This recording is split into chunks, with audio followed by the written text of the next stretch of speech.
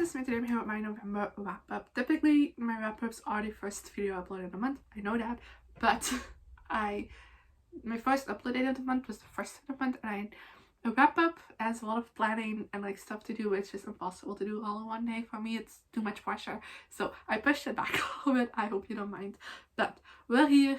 November wrap up. I read 9 books in the month of November, which is a total of 3,227 pages read, which is 110.9 pages per day and 269.76 pages per book. I kind of felt a bit slumpy in the month of November. November was a weird month for me and just flew by, and I feel like I didn't really read a lot. But if you look at these stats, like yes, 9 books read is a little bit less than my previous couple of months, but my pages per day and my pages per book average is still what I want them to be. Like my pages per day, I want to be around 100, then my pages per book at like 350 would be ideal. I've been under that a lot.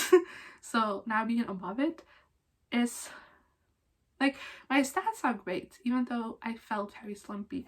Then for the format, I read 2 books I owned. I read 6 galleys from that gallery, and I have read 1 library book, which I had to return already, so I'll also be popping up a picture for that once I get around to it. Then for ratings, I'm not where I want to be at all. I have 1 1-star, 3 2 stars, 2 3 stars, 2 4 stars, and 1 5-star, which is an average rating of 2.8 out of 5 stars, which I believe might be the lowest of the year. I'm not sure. I don't know all my stats, but I believe like all throughout the year I've been above a 3. My preferred average rating would be a 3.5. But yeah. For age range, we have 1 middle grade, 3 young adults, and 5 adults. Continuing the trend of reading more adult books. I don't know when that happened.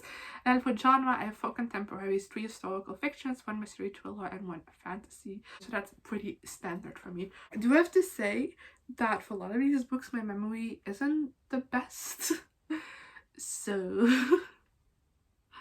I hope you'll forgive me if my thoughts aren't as in-depth as I would like. So first off, we have Rare Danger by Beverly Jenkins, which I give 2 to 5 stars to as a gallery from that gallery. This is a novella, a romantic suspense novella, and I have a hard time explaining this book without spoiling anything because it is so short. Basically, at the beginning of the book, we see this man and this woman running away because the business partner of this man has been murdered for something. And then we switch perspectives and we follow this girl who has this business where she kind of like gets people like a collection of books. She like, you can come to her and like give her your preferences, like genre, author, whatever, and like she like will try and find those books for you. And she gets an assignment to work for this guy who the day before she had like a terrible date, and he was also there, and they like had a small moment. And now she hasn't worked. She's been assigned to like work for him, to like get a collection for him, and they immediately like hit it off, have this connection, this attraction to each other, and then stuff happen, and both of them end up being connected to the people that are running away in some way, or like to that case in some way. And yeah. I don't really know. I know that doesn't make sense, but I also don't know how else to explain this to you without using any spoilers. And yeah, basically I requested this on that gallery because it is Beverly Jenkins, who is an author I've heard a lot of great things about, and I wanted to check her out. And I feel like this wasn't the best way to check her stuff out because I really didn't like it. I feel like the romance moved very, very quickly, and that didn't feel right. And then like the suspense part, like the mystery thriller aspect to it, also really wasn't done that well, and I feel like I wasn't really satisfied with how things in that wrapped up, and the characters also felt a little bit flat and aren't that memorable because I don't remember them at all.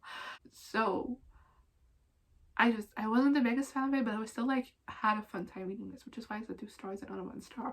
Then the next book I read is The Virgin Who Bewitched Lord Lymington by Anna Bradley, which I gave 4 to 5 stars, and again I got from that gallery. This one is a historical romance which we follow this girl who kind of works for this woman, this not really side, this is this woman, and basically they keep track of like these lords or like noblemen, like a kind of like warn women. Often they have like an affair with like a lower class woman, and then when it threatens to come out, or she gets pregnant or something, like abandon them or like kidnap them or murder them. And basically she works with this woman who kind of like investigates and like get revenge on these men. And our main character is assigned to this guy who allegedly, like from his estate to, like from his family's estate, two previous maids have gone missing, and after they had an alleged affair with this guy, and then this one woman managed to run away, ended up at a brothel, and is like, yes, I had an affair with him, he tried to kidnap me. And I've heard stories about the other two women. So she goes undercover in the season as a debutante, and this guy's cousin is very highly suspicious of her, and immediately like, this doesn't look like a debutante who's never gotten like a season, has never been in London, seems very chill. Not how typical debutantes react. And he gets suspicious of her, and then it's a romance between the two of them. And yeah, I really quite liked the romance in this. I thought that was very well done. I really liked the both of the separate characters. I thought they were very well developed, and I just really liked them as characters. And their romance together was really well done as well. They had just great dynamics together, and there was chemistry. I really liked the way things were developed between them. Even the conflict felt very realistic, and I like how that was dealt with. The side characters in this were also pretty great. And I liked like there's this little side romance in it as well that I thought was like very cute, and I really liked like seeing that going on in the background as well. So I had a lot of fun with that. The only element of this that I wasn't the biggest fan of is the mystery of what happened to these two mates. I just feel like even though I liked going with my character to try and figure things out, I didn't like the way it was wrapped up. I feel like there weren't enough puzzle pieces to like figure this out. And that's something I like in a mystery, is if the reveal is done, to be able to look back and be like, oh yeah, these are all the signs that pointed towards this. Or even just like being able to predict it if there were enough signs, you know? But that just wasn't the case. It kind of felt like it came out of nowhere. I just didn't really like the way that was wrapped up, so that's why I docked the star, because the mystery is a pretty big element of this book as well. I'm moving pretty quickly, I think. I don't know. Then the next book I read is Your Life Has Been Delayed by Michelle I. Mason, which I gave 2 to 5 stars, and it's gonna get it from Bengali. This one is a YA book, and it follows this girl who she has gone to New York to her grandparents and to kind of visit this college that she's thinking of going to in the 90s. This is in the 90s, I think 1995, if I'm correct. I'm not entirely sure.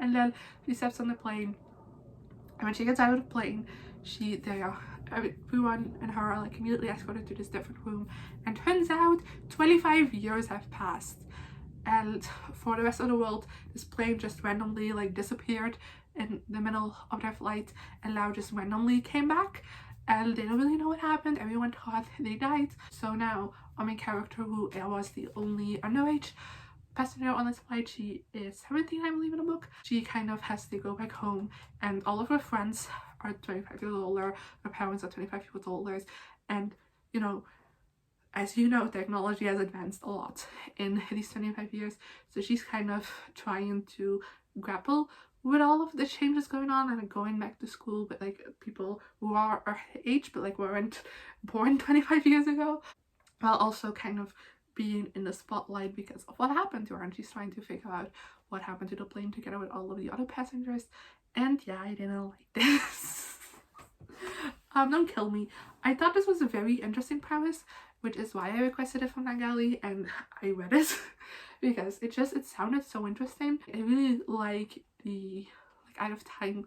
It's something I really like. I think it's interesting where someone from like a different time period isn't modern day or the other way around. I think that's interesting. And I also, and the beginning of this book, was really invested in it, and I cried a little bit at the beginning when she like first is like the first person she kind of like meets from this time period, like now that she's in modern day, is her brother. And I really thought that all the scenes around that were like very well done and very emotional, where she's like, oh, this is my little brother, and now he's like way older than me. And in the beginning she like didn't recognize him, and then the moment where she realizes that he is married and has children, she's like, oh my god.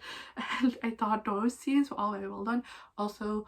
And then she goes to meet her grandmother, and like they talk about how other grandparents from New York have passed away, and how like how the family kind of dealt with the grief of assuming that their family member has passed away in this plane that was never found again. And I thought all of that was very interesting and well done, and again I was crying because it was very emotional. But then we actually get into like the bulk of the story where she's trying to rediscover life, and I just, oh, I got angry. The main character was just very insufferable, very self-centered. Like, oh my god, yes, I know it's difficult for you to be in a different time, and like your best friend is like 25 years older now. Like, that's weird. I get that, it's difficult. But like also at the same time, those people like taught you a debt for 25 years. Like, they're also going through stuff. You're not the only person that's going through stuff. And she had no compassion for that, which was very annoying. I hated her. I also feel like a lot of like more of issues kind of on this what I just blamed on social media. While you're a famous person now because of what happened, media has always been exploitative of situations like this, people that have been put in like traumatic situations. That's just the way media has always worked. I'm a journalism major and I'm also ashamed of that. I know it's bad, I'm not condoning it, but it's not something that has like started with social media or become a part of the world since social media. So like it was very annoying when like the media poking into her life and making theories about what happened to the plane, and like if they had possibly like clones or aliens or like it was a government conspiracy or anything. Like, blame that, all of those like thought processes of people which are hurtful and exploitative, I know that, but to blame that all on social media and pretend that wouldn't have been a thing back in the 90s is ridiculous, because the media still works the same way, a little bit quicker, but the format has just changed, you know? Like, the ethics of journalism haven't changed. As much as people pretend they have, they haven't. They really haven't. And it's just the only thing that's changed is if it's posted on Twitter or on a magazine cover. That's the only thing that's changed. And it felt ridiculous that even like from an author who's been alive this entire time, it felt ridiculous that everything was blamed just on social media, which I know, like, I also feel like the author hadn't talked to a teenager since 1995, so that was also painful to read. So then we move on to Where There's a Whisk by Sarah J. Schmitt, which I gave 2 to 5 stars. As I got from Nagali. This follows a girl who is kind of like from a poor family, and she enters this cooking show where it's for teens, and the winner gets a scholarship to one of the big like culinary schools in America. So it's about this reality show, her competing on it. And I have recently discovered that I quite like shows set in a reality TV show setting. Again, it's something I'm interested in this book. I also really like books that center around like cooking and baking and stuff like that. So that also made me interested in this book. But I was still a bit disappointed by it, and I think this is a debut novel, and I feel like most of my complaints of this movie could be explained away by the fact that it's a debut novel, because I feel like the pacing wasn't well done. This cooking competition is supposed to take place over 3 weeks, but it just didn't really feel like 3 weeks at all, because I don't know, just like the whole pacing and like timing of things just wasn't really well done. I feel like even the author just like didn't really keep track of how many times she said like it's the next day, like this many days have passed, because you wouldn't get to 3 weeks. This is way shorter than that. It feels like a week and a half tops. So yeah, I feel like that could have definitely like been done better. I also feel like just like the characters were a little bit flat, and the relationships were a bit underdeveloped, and it wanted more of the reality show elements, because I feel like we very much got like highlights. Like, I wanted to know like more in depth about like how she was, like her coming up with things to make, or just like the judging more in depth. Often it's just like, oh, they didn't like me, or like I ended as 5th or something, rather than really like showing what other people had done and really like judging, at least for our main character. I would have liked for every single thing that they showed. So yeah, I would have wanted a little bit more of the reality show aspect, but for the rest I still had fun reading this. I read this in like 2 sittings, I believe. I read this pretty quickly. It was a fun read, and I would definitely read more by this author in the future if they write more stuff that I'm interested in. The next book I read is finally a physical one. When He Was Wicked by Julia Quinn. This is the 6th book in the Bridgerton series. I give this 4 to 5 stars, and this one follows Francesca, who, wait, I'm gonna normally I always explain this from like the Bridgerton's perspective first, but this one is better from the guy's perspective explained. But we follow Michael, who one day at a party meets this woman named Francesca, and he's immediately like, this is it, this is her, I want to marry her, like she's the love of my life. Immediately it just like has this feeling of like, yes, this is my person. But Francesca is getting married to his cousin, I believe like a couple of days after, like 1 or 2 days after, and it's a love match. So 36 hours, it says on the back, 36 hours after the meeting, and it's a love match. So Francesca has already ills for this guy, so there's no way that Michael has a chance. And then the book starts 2 years later, where Francesca and John, I believe his name is it on the back? I don't know, but Francesca and John are happily married, happily together, and they're both really close with Michael. And at the beginning of the book, John ends up passing away, and Michael is thrust into the title, which he never expected to have, and he just feels very guilty, even though like it's not his fault about what happened, but he's just like very much like, oh no, like I feel like I'm taking like this house, this title, like his duty, like he feels pretty shitty about that. And then him also questioning on Francesca makes me feel more shittier, so he kind of runs off to India to kind of not really abandon his duties, but kind of just like do something else. And then we have another time jump of a couple of years, I believe. Let me check. Then we have another time jump. We have a time jump of 4 years where Francesca feels ready to get remarried again because she wants to have children. That's the main reason why she wants to get remarried. So she goes to London to enter the season again.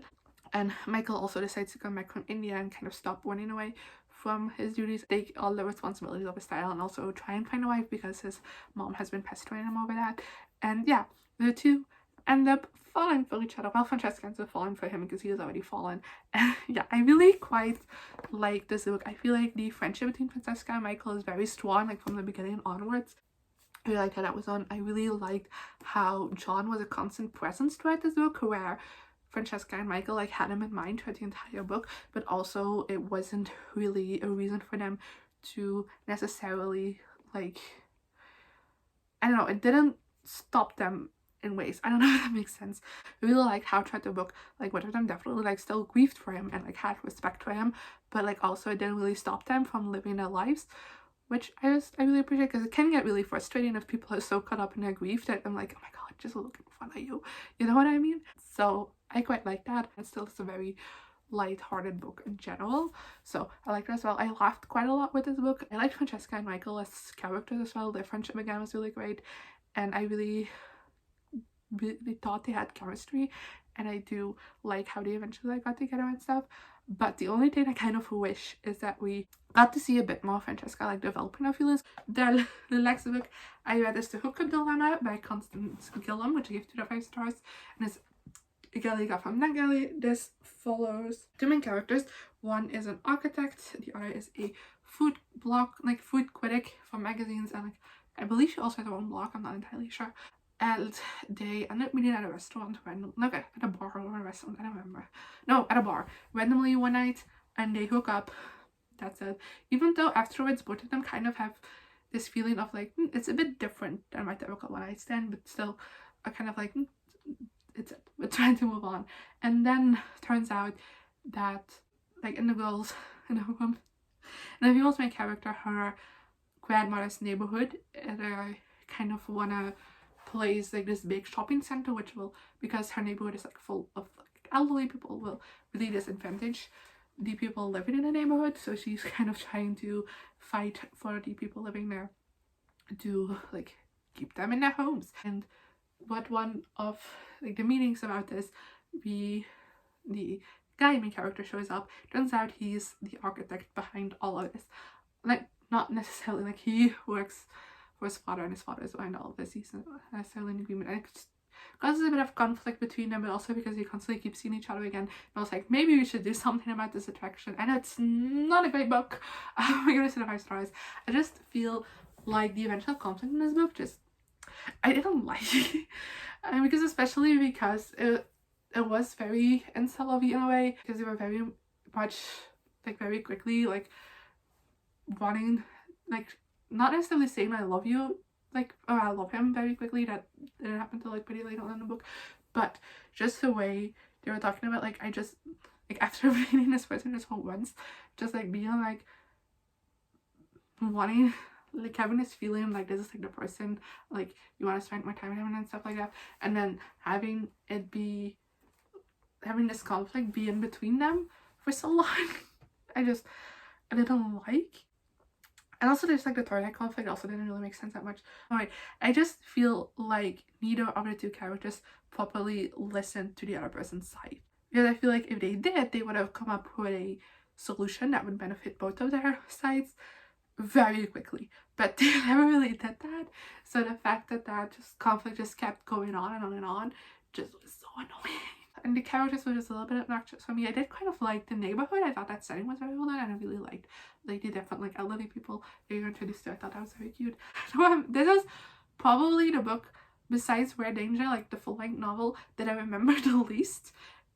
And I read this pretty recently, so...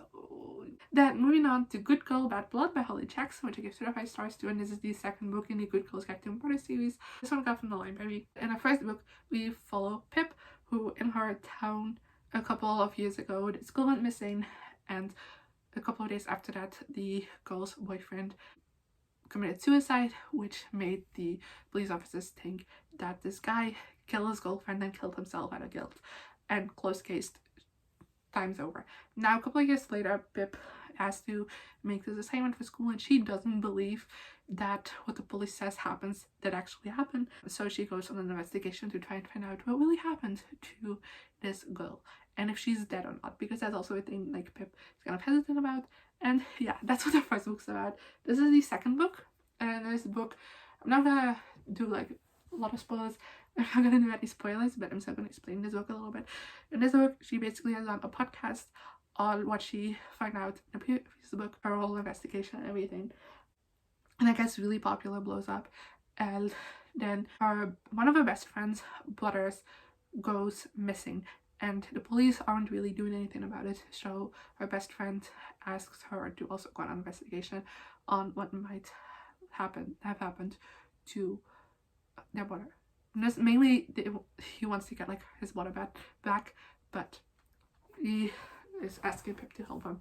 And we also kind of follow the trials that happen after what's revealed in the first book. I didn't really like this as much as the first one. The first one I really liked. I thought Pip was a very fun character. I had a lot of fun like figuring out the mystery with her. I really liked the way like different clues were like laid out in the book. But I didn't like this one as much. Mainly for the mystery, surprisingly. Because the mystery was so well written in the first one. I just feel like the mystery wasn't well done in this one. There weren't really that many clues. And then the reveal just kind of came out of nowhere. It kind of involves another crime case that wasn't even mentioned before. So that completely fell out of nowhere. The villain just kind of, like the person who, the bad guy, let me say it that way. The bad guy just felt a little bit cartoonish. So I wasn't the biggest fan of how this mystery was done, but everything else going on in this book is pretty great, which is why I landed on the 2 out of 5 stars. Because there was a lot more going on in this book. Like I said, there was trials going on as well, and I really liked the discussions around that because it gives a lot of judgment on like our justice system, on lack of justice system, should I say that. It discusses a lot of victim blaming as well. And I thought that was all very well done. I really like Pip as a character still, and I like the development she went through in this book. Also, with Pip making this podcast and that going viral, she has a lot of public attention, and I like how this discusses that public attention, because there's a lot of trolls, a lot of haters, like people who don't actually like comment on the case, just comment on her. And I like the way that was like discussed in this book. And also with her like helping her best friend try to find his brother, it's also done try the podcast, so the podcast is being published as she's trying to figure things out, which is different from the first case where she did the podcast after everything happened. And then like also seeing the influence of like theories online, how that influences either her like finding clues, finding new pathways, thinkways to things that could help, but also theories that are actually damaging to the family that is trying to find their missing family member. I really liked the discussions around that. I liked how Pip's friends were included more, because that was just a thing I wanted from the first book, because I thought the friends were a lot of fun and were pretty great characters. I just wanted a little bit more of them, and they were included a lot more in this book, obviously, because like the plot is about the best friend's brother, so it makes sense how the friends are a bigger part of this. But I like how that was done. I thought this was a great book just a terrible mystery, which is why I let it on 2 out of 5 stars. But I'm still very, very excited to get to the third book. I just have to see when my library gets that in. Then next up we have It's This Kiss by Julia Quinn, which is the 7th, which is the book I give 5 out of 5 stars. This one follows Hyacinth, and she is on her 4th season, I believe, or 6th. That's a big difference. But she's been on the marriage market for a while. And we also followed Garrett Sinclair, who at the beginning of this novel learns that he is an illegitimate son, and that's why his father has always treated him terribly. And he's not necessarily disowned, but he was kicked out of the house. So he kind of had to like fend for himself, and like his dad doesn't give him any money anymore, even though he's like still technically in the will, so it's not the end of the world. And then this book officially starts, and Hyacinth and Michael and the meeting. Michael is the protagonist of the last book. Hyacinth and Garrett in the meeting. Garrett is actually the grandson of Lady Danbury, who has been a present character throughout this entire series, whom I adore. So, and Hyacinth is pretty close with Lady Danbury as well, as Hyacinth goes to read to her every week. So Lady Danbury is definitely like pushing the two of them together. And Garrett's brother passed away a couple of years ago, and his brother's wife found this journal at the house from like their grandmother, so she gives it to Garrett because, you know, it's a family keepsake, and also the brother like put a note on it like, give this to Garrett or something like that. But it's in Italian, and Garrett doesn't understand Italian, but Hyacinth does, so she translates it for him. And that's how they spent more time together, fall for each other. And there was also just kind of like this sort of mystery element in it as well, around Garrett's family history. And yeah, I really loved this book. I thought the storyline around Garrett's family was very well balanced with the actual moments. I thought that was very well done, so I really appreciated that. I thought Hyacinth was an amazing character to follow. She's kind of been like more in the background of the previous novels. I feel like I didn't really get a great sense of her personality in those books, but this one she really like shined, and I had a great time reading from her perspective. And Garrett was also a very fun character to follow, and I really liked seeing them both fall for each other and how different that kind of was for both of them. I had a great time reading this. I thought their chemistry was very great, and like their first kiss, like that scene, the build up towards that had me like almost screaming. Like that was so good, like the tension, and it was so well done. I really liked it. The romance was really good. There was also like a small element in this of them both like having questions on each other, but like thinking there's no way the other person has a question on them, and I love that so much. So I thought I was also very well done in this. I really loved Lady Danbury in this as well. I fell in love with Lady Danbury in Romance in Mr. Bridgerton because that's the first time she plays like a proper part in a book. So I had a great time seeing her in this again. And then also a surprise in this book is Gregory, because Gregory again has been someone who's been on the background a lot, even more than Hyacinth. We've seen him even less, so I don't really have a good sense of him. And then in this book we got to see him interact with Hyacinth a couple of times, and it was fantastic. I really loved her dynamic together, and I'm really excited to read Gregory's book now, even though that means the end of the series. But I really loved him in this one, so I'm excited to follow him. Last book for today, which is needed because I've been following for a very long time. I thought this wrap up wasn't going to be so hard because my memory of these books haven't been great, but apparently we're still doing this. Last book out this month is Rules for Vampires by Alexandra Foulkes. I don't know if I pronounced it correctly, I'm so sorry. I'm gonna 1 of 5 stars on the category from Beverly. This is a middle grade book about a girl who's a vampire, and on her birth night, of course, because the vampires can be a birthday, 111th birth night, she has to go on this hunt to like kill her first human and become a full vampire, I guess. I don't know, but she kind of fails, and instead kind of creates 2 ghosts, which is an issue because ghosts and vampires don't get along. And then like one of them is a kid. Basically it's like she was in an orphanage. One of them is an orphan, and then the other one is the orphan master, it's called. I don't know, that's like the official name for it, but the guy who leads the orphanage, and the guy who leads the orphanage kind of turns into like this evil ghost, and like our main character and the like orphan and also passed away and turned into a ghost to kind of like team up to defeat the evil ghost. I didn't like this at all. And this was very insufferable. I really love vampire stories, I always have, probably always will. Like, it's my weak spot. I know a lot of people have grown out of their vampire phase. I haven't. So I was quite excited for this book, and especially also in a middle grade setting. I thought it was a lot of fun. I really like it. I thought the writing was insufferable, like, honestly. It has like this narrator that's not a part of the story. I typically like that, but this one was just annoying. I didn't really like it. A lot of the dialogue was cringy, the writing was cringy, just in general. The main characters were very flat. I didn't really have a great sense of who they were.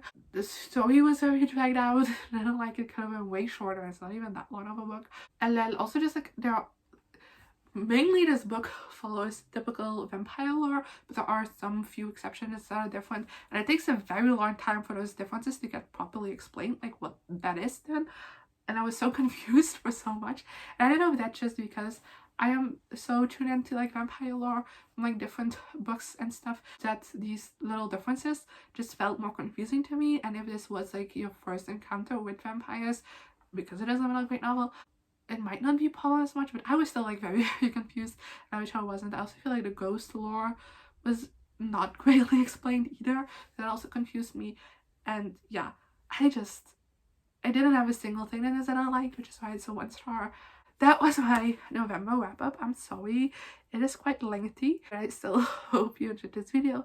Let me know in the comments below what you read this month, as well as if you've read any of his books, what you thought of them, and I guess I'll see you guys next time. Good. Here I am again, the same old situation. Why does the God thing have to be so complicated?